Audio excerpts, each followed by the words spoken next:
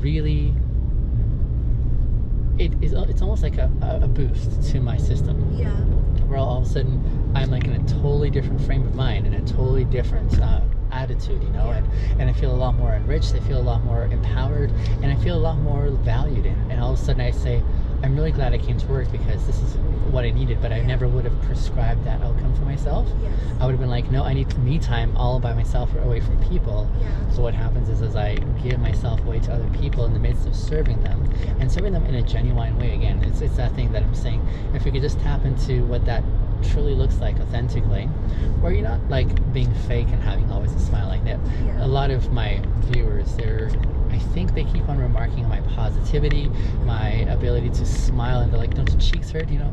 It's not all smiles for me. Like, I love having a good time with people, but then there's also appropriate times when it's time for more mature conversations. And in the midst of those opportunities and experiences, for me, it's the dynamic where I still want to connect with that individual, even though I may not be at my all-time high, right? Here's an opportunity as a social being in community to be able to say to an individual, I see you, I value you, you're worthwhile to me, and I want to be present when I'm engaged and interacting with you, right? I agree. Yeah. Very much. I'm the same way. There are, for me though, sometimes I get, well, I am quite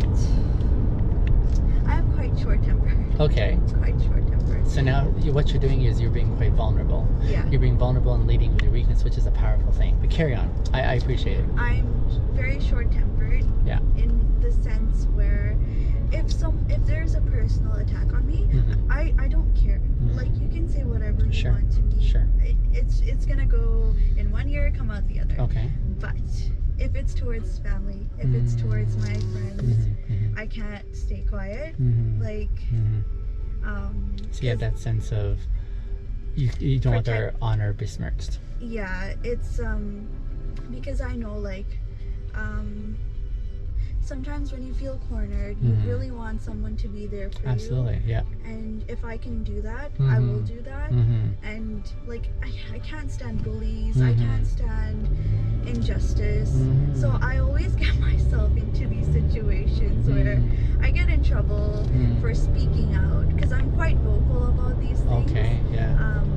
But I do get quite upset when I see, like, if I'm on the train and I see someone shouting at someone for sitting in their seat, like, usually I've been seeing quite a lot of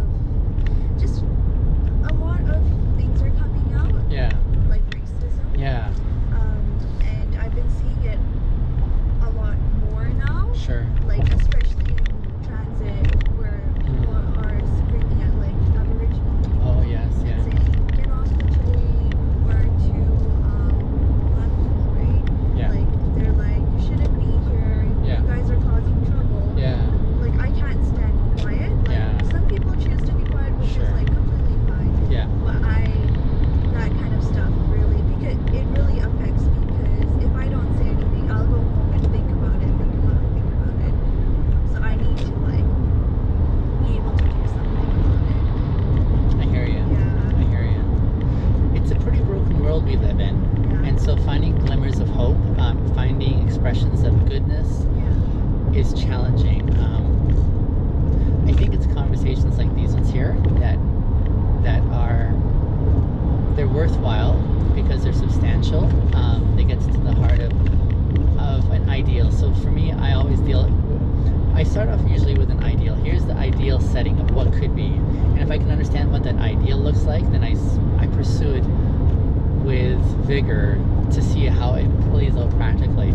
I want to test it out and see, does this hold water? Does this, give the support and the foundation that's really necessary for moving forward? And so, I remember when I was a kid. And I used to think, when I grow up, I can do whatever I want, and life will be happy then, right? And then when we grow up, we find out, sure, you can do whatever you want, but then actually life places boundaries on you. You can do whatever you want within the boundaries that life places on you. If you want to, for example, live without working, you're free to do that, but you won't have resources to be able to do the things that you really want to do. You can't go to the bank and take out money. So now you have to learn about how to mix responsibilities with the perks of life as well. You know, you have to learn what balance looks like. You want a little bit of this, you need to attend to this first to make it any further in progress going forward, right? So I find that really, really helpful for me when I think about how socially we're wired, because honestly, the thing that we most want, this element of being like that deep place inside of us being touched in a really meaningful way. Yeah. We all desire that feeling, but to get to that point takes a lot of sacrifice, of working on ourselves, identifying what we need to address in our own lives, being aware of our strengths and our weaknesses as well, knowing what our boundaries are, knowing how to learn to communicate in effective ways so that we can actually get to the same destination that we're hoping to. And a lot of these things are what are really necessary by way of responsibility category. The only reason I love what I do and I enjoy it, and I think I'm really good at what I do in connecting with people, is because there's a lot of work that was invested in this, right? So for those who are looking and saying, I want what you have, there's a necessity to invest first in the work to get the reward, right? So for me, like, it's no scary thing for me to walk into a group of strangers and then walk away fast friends or like really meaningful connections that way after the fact, right? That's what people would love to have, but there's investment that again needs to happen for that end. And it's a scary thing for a person to look at themselves reflectively, to be able to look at themselves really in the mirror and not believe what they want to believe, but look at the reality of what it is. It's a scary thing for an individual to even consider going to those who know them best and saying, I'm asking an honest request for an assessment on me. Where do I do really well, and what areas do I need to work on? That's a scary thing, because there is a sense of rejection that is usually in that message that they're going to receive, or that's the fear on their end at least. And along those lines, they would most happily just back away from that opportunity, because it does mean you have to be okay with opening yourself up to be vulnerable. That's a scary thing. But I don't think there's any other way to get to this place that we often desire, that we would actually be seen, that we would actually have people saying really genuine, nice things about us, that we would be in a place whereby we are actually growing in our ability to connect with others, because we're learning not only how to address what our needs are, but also how to compromise, how to communicate, how to be able to get to a destination together and what that looks like. And so a lot more that happens is breaking in relationships, whether they be friendship or relational, because it's far easier just to walk away from the person and never deal with the problem. And then you miss that opportunity to do some internal overhaul, checking under the hood, that kind of dynamic, right? That's actually what I'm currently working on with myself. Yeah. I have kind of, what's that term called? The flight one. The fight? The fright, or... Okay, there's 4 of them now. Yeah. I did not know that the 2 well-known ones are the fight or flight, so that you fight or you run away. Yeah. The other 2 that people don't know about are fight, flight. Fawn is to respond by way of, giving deference and seeming to play nice, and you kind of like a dog, like when it's sorry, say again. Is it like faking? Kind of like faking, but you're almost fawning. Yeah, it's like faking a good response. Like when someone does something that upsets you, or like just shocks you, you almost lie flat and say, all right, I give up, kind of thing. That's fawning. Okay. So that's one, another one. And then the 4th F is fight. Oh, a freeze. The freeze one. And with the freeze one, what tends to happen in that one is they just kind of freeze and they're immobile. So there's fight, flight, you just run away. Fawn, appease, or freeze. And freeze is where they just they don't know what to do. They're just kind of stuck there. Yeah. And so there's that response that some that's cope with. something I've been working on, because again, with other people,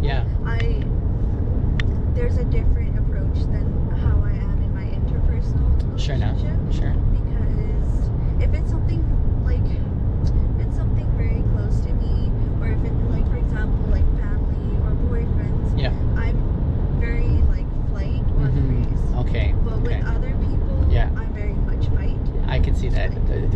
having earlier, injustice against those closest to you. Very much fight. But with myself, again, it's like I have problems being vulnerable because of past like struggles. Yeah, for sure.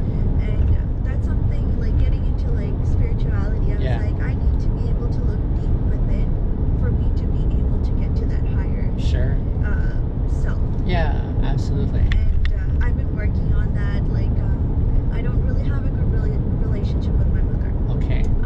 And I've been trying to work on ways for like not trying to run away from the problem or kind of like sweeping it under the rug. And just to like deal with it head on, try to find a solution if I can. Like dealing with it in some way.